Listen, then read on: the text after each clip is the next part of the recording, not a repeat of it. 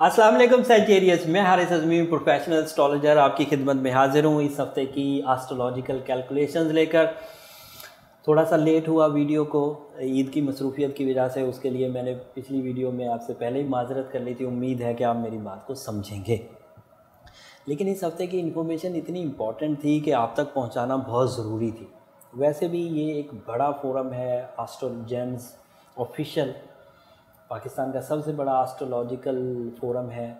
सो मुझे ये बात एक फ़र्ज़ के तौर पर भी समझ आ रही थी कि ये बातें आप तक पहुंचा देनी चाहिए।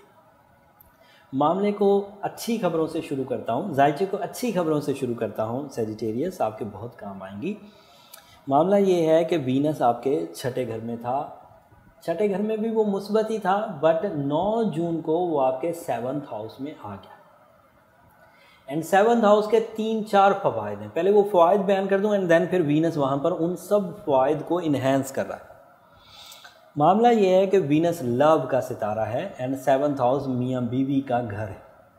अगर मियाँ बीवी के रिलेशन में मोहब्बत का सितारा आएगा तो उन दोनों के दरमियान मोहब्बत के जज्बात में इजाफा होगा। सोल एक्सचेंज लेवल पर मोहब्बत जाएगी। जो बीवियां अपने शौहरों के लिए लकी होती हैं, जब वीनस 7th हाउस में आता है, वो बीवियां अपने शौहरों के लिए मज़ीद लकी हो जाती हैं, प्रोडक्टिव हो जाती हैं। वो कहते हैं औरत की किस्मत से पैसा आता है, तो this is the expected time. अगर आपकी वाइफ सैजिटेरियस है तो वो आपके लिए लकी साबित होने जा रही है। इसका दूसरा फ़ायदा क्या होगा?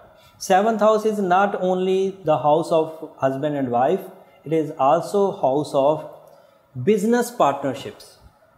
और वीनस वहाँ पर अच्छा होने से शराकतदारी के कामों में अफादियत बढ़ेगी, एक दूसरे से ज़हनी हम आहंगी पैदा होगी, कशीदगी कम होगी।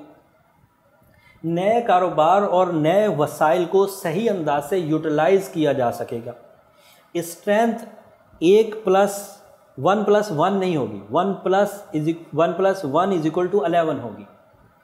सो आपकी सलाहियतों में कम से कम 11 गुना इजाफा होगा बिजनेस पार्टनरशिप में और मियाँ बीवी के रिलेशन में। एंड मियाँ बीवी के रिलेशन के डिपेंडेंट्स औलाद है तो उनको भी फ़ायदा होगा।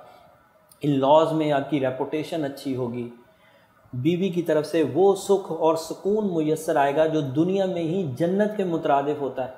सो ये सब चीज़ें वीनस की वजह से आपको अवेलेबल। ये अच्छी खबर थी और इस खबर में और ज़्यादा इजाफा हो जाएगा when you feel the maximum captain skills. सूरज की वजह से वो आपके 7th हाउस में सूरज भी है। और इन कैप्टन स्किल्स का मतलब पता क्या है? जब आप मियाँ बीवी या फैमिली लाइफ पर कोई भी डिसीजन लेना चाहेंगे तो बड़ी खुश दिली से लेंगे, बहुत एक्यूरेट होगा, बहुत इफेक्टिव होगा, बाअसर, रोबदार। और इसी तरह के डिसीजन जब आप अपने बिजनेस पार्टनरशिप में लेंगे तो बड़े इफेक्टिव होंगे। So Sagittarius, you are okay with 7th house, not okay but ideal. और उस आइडियल में नई शादी का मोहब्बत का इजहार करना, प्रपोजल भेजना, ये भी सब। और शादी का अगर टाइम कोई सैजिटेरियस रखना चाहता है तो this is ideal time. Event जिसे कहते हैं, निकाह करना, मंगनी करना, ये सब रखा जा सकता है, बहुत अच्छा रहेगा। अलबत्ता जो आपका रूलिंग है जुपिटर, वो 1st हाउस में रेट्रोग्रेड चल रहा है, उसकी वजह से फितरी कुछ कमज़ोरियां सामने ज़रूर आएंगी। एंड सैटर्न भी रेट्रोग्रेड है 2nd हाउस में, अखराजात में भी इजाफा होगा। इन दो चीज़ों को ज़्यादा एलेबोरेट नहीं करता हूँ क्योंकि अगले हफ्तों में भी करना है और पिछले 2-3 महीनों से करता ही आ रहा हूँ, अप्रैल की तारीखों से। तो इसको समझ लीजिए और इसको रिकवर करने के लिए मैंने जो रेमेडीज़ एंड पर देनी है वो सैटर्न की रेट्रोग्रेशन को भी रिकवर कर देगी, जुपिटर की रेट्रोग्रेशन को भी कवर कर देगी, मरकरी, वो मार्स और राहु जो आपके यहाँ इस वक्त 8th हाउस में है, उनको भी रिकवर कर देगी। 4 सितारे इस वक्त मनफी चल रहे हैं, Rahu, Mars, Jupiter and Saturn. Mars के आपके 8वें घर में होने की वजह से कैरियर सेक्टर थोड़ा सा वीक हो सकता है, जिस्मानी कुव्वत में भी ये नुकसान कर सकता है। एंड मरकरी के 8वें घर में होने की वजह से कुछ रिकवरी होगी, कुछ पॉजिटिविटी आएगी 8वें घर में, लेकिन बहरहाल मार्स और राहु वहाँ जीतने के चांस पर है। वो आपको जिस्मानी कमज़ोरी, कानूनी पेचीदगी, गुस्से के दौरे पड़ना, ये सब पॉसिबिलिटीज़ में है, थोड़ा मोहतात रहिए। रेट्रोग्रेशन ऑफ जुपिटर की वजह से वो ज़्यादा हो जाएगा। जब रेट्रोग्रेशन ऑफ जुपिटर आपका रूलिंग आपका पहले घर में, आपके असेंडेंट में ही, आपकी फितरत में ही कमज़ोरी करेगा, तो वो 2 सितारे उनको ज़्यादा मौका मिल जाएगा प्ले करने का, उनका प्ले एरिया बढ़ जाएगा, वो आप पर ज़्यादा हावी होंगे। So you have to careful. Remedy में ब्लू सफ़ायर आइडियल है। कॉरल पहन सकते हैं, उर्दू में मरजान कहते हैं कॉरल को। येलो सफ़ायर पहन सकते हैं, ये भी बहुत उम्दा है। रूबी भी पहन सकते हैं। ये सब वो सोर्स हैं जो फ्रेंडली रेडिएशंस देते हैं। इन सोर्सेज से ये जो नेगेटिव रेडिएशन सैटर्न की, जुपिटर की, मार्स की, इनको बैलेंस किया जा सकता है। इवन राहु की रेडिएशंस को भी बैलेंस किया जा सकता है। तो 8 कैरेट रूबी या 8 कैरेट ब्लू सफ़ायर या 8 कैरेट मरजान या 8 कैरेट येलो सफ़ायर आपके लिए अच्छा रहेगा। लेकिन कोई भी स्टोन इख्तियार करें हो वो आला दर्जे का।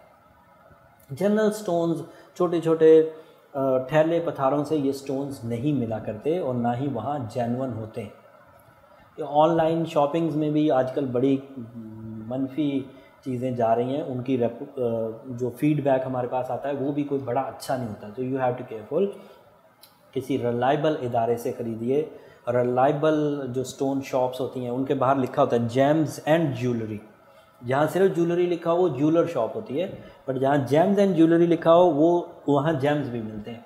बट ऐसे ज्वेलर से ख़रीदिए जिसे स्टोन अवेयरनेस हो, या फिर एस्ट्रो जेम से रब्ता किया जा सकता है। हमने ये सारी कमियां देखकर पिछले 16 साल में लोगों के बहुत इम्पॉर्टेंट टाइम सिर्फ फेक स्टोन की वजह से ज़ाया हो जाते हैं। किसी आदमी के लिए 30 दिन बड़े अच्छे थे, उस दौरान स्टोन पहनना था, उसने स्टोन पहना भी, ख़रीदा भी, लेकिन वो फेक निकला। उसके वो जो 30 दिन अच्छे थे वो 2.5 साल बाद आए थे, लेकिन 30 दिन उस फेक स्टोन की वजह से वेस्ट हो गए। वो बेचारा सिवाय दांत पीचने के और क्या कर सकता है।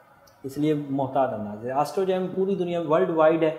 हमारी फर्म है, हम वहाँ प्रोफेशनल जिमोलॉजिस्ट हैं जो stone quality, stone chemistry, stone colours, stone cuts, इन सब पर नज़र रखते हैं। एंड फिर वो वहाँ पर चीप प्राइसेस पर भी आप मिलते हैं, क्योंकि हम बल्क क्वांटिटी में ख़रीद रहे होते हैं और उसके ओरिजिन से ख़रीदते हैं। उसमें वो जो थर्ड पार्टी इंटरफेरेंसेस होती हैं, ब्रोकरेज होती है, वो नहीं आपको पे करनी पड़ती। तो वो डायरेक्ट ओरिजिन से आप तक शिफ्ट हो जाते हैं, तो उससे आपको आसानी मिलती है।